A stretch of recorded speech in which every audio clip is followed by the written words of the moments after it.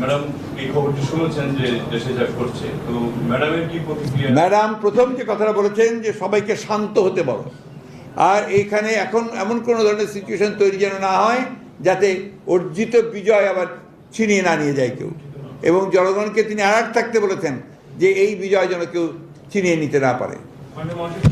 ম্যাডামের মুক্তির ব্যাপারে কথা হয়েছে, আপনারা জানিয়েছেন দেশবাসী নিশ্চয়ই আনন্দিত, কিন্তু ম্যাডাম জনসম্মুখে কবে নাগাদ আসতে পারে? উনি যখন নিজেকে মনে করবেন যে শি ইজ ফিট, তিনি অত্যন্ত অসুস্থ, আপনারা জানেন, আমরা কাল রাতেই তার সাথে দেখা করেছি, এইগুলো ফালতু ব্যাপার না কোথায়, অত্যন্ত অসুস্থ। সুতরাং যখনই আপনার তিনি সুস্থ হবেন, ফিট মনে করবেন, তখন তিনি জনগণের সামনে উপস্থিত হবেন।